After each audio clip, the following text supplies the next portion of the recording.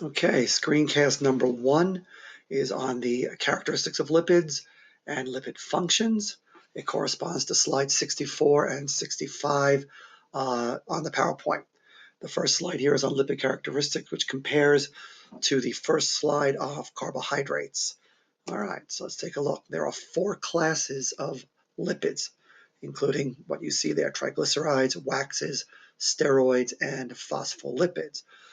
In this section, we're going to be spending most of the time with triglycerides. Phospholipids has its own little chapter a little bit later on after we do cells, first chapter, I think, of the second quarter. Lipids are nonpolar as compared to carbohydrates, proteins, and fats, which all are polar. Lipids does not have any dilipid or polylipid because lipids are so large in and of themselves. The smallest lipid, or the monolipid that doesn't exist, would be longer than most polymers of carbohydrates and proteins. It's important for energy storage, though we will be taking a look at that just a couple of minutes on the next page there. There is a higher ratio of carbon and hydrogen to oxygen. In fact, if you're trying to identify a lipid from a carb, there are hardly any oxygen in lipids, only in the carboxyl group, as you'll see.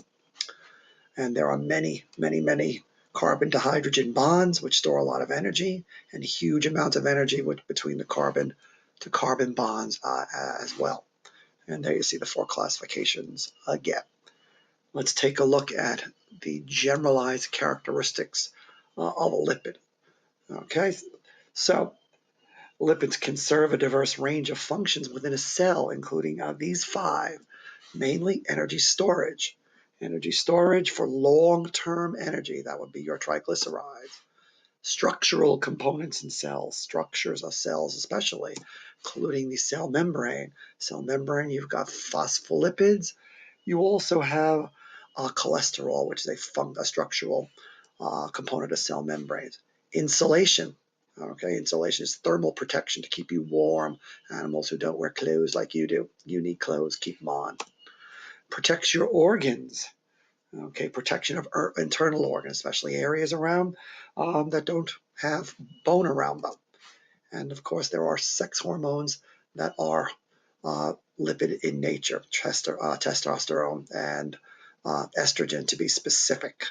All right, so then that concludes lipid characteristics and lipid functions and screencast number 1.